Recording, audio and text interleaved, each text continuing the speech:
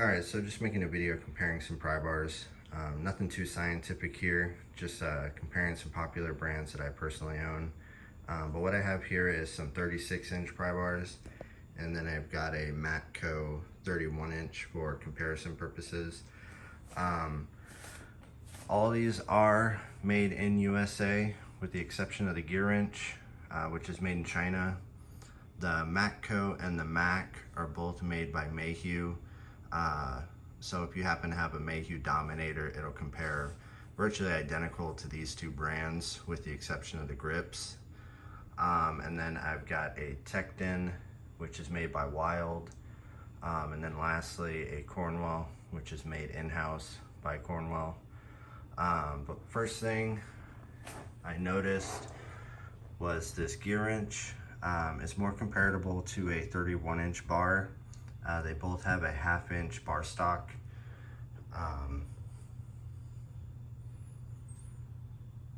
Obviously the main difference would be the Matco is hardened tool steel, whereas the Gearwrench is a lot softer material. So only time will tell, but in my experience, some of these Chinese bars, it doesn't take long or much effort for the actual bar to bend.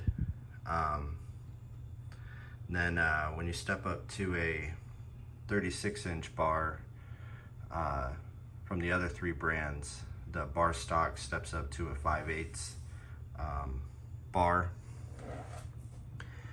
And in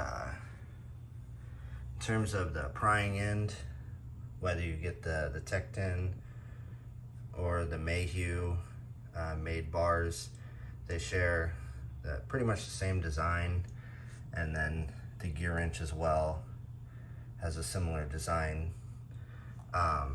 But what to me makes the Cornwell the superior design is the fact that the actual prying end is a lot thinner, and then the angle is a lot steeper. So as far as like actual prying motion, you can get a better angle.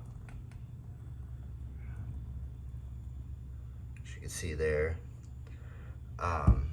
So in terms of actual pry bar, personally the Cornwell is a superior design. However, in terms of value, the Tekton is the best deal. You can get them a lot cheaper as well if you go through Wild directly, or you can also get them in Hyper Tough brand. The only difference really is the grip color. Hyper Tough, I believe, is green, and then Wild uses a red handle. The one thing you would sacrifice though is the handle. A lot of these other brands use a comfort grip. The Tekton is just a hard handle. They all have striking caps, again with the exception of the Gearwrench, as you can see here. Personally, I've never had any issues with the caps falling off, but I have seen it from all brands, so it really just depends on how hard you're hitting it.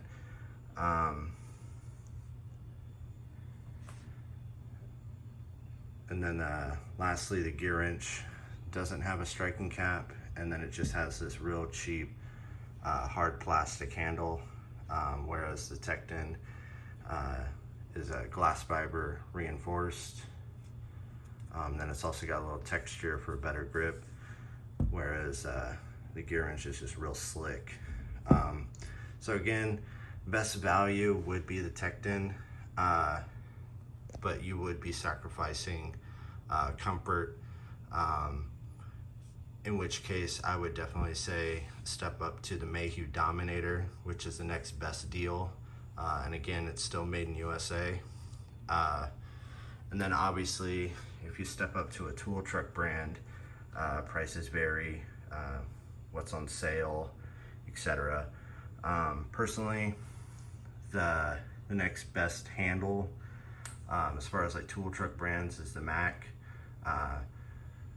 It's just a real low profile, And then, you know, the Cornwell for me would be the second best. The Matco did change theirs, but it's still kind of a real, I guess, ergonomic design to better fit your hand, but it does feel a little awkward. And then next, I've got some 25-inch bars. The Cornwell brands theirs as a 24-inch.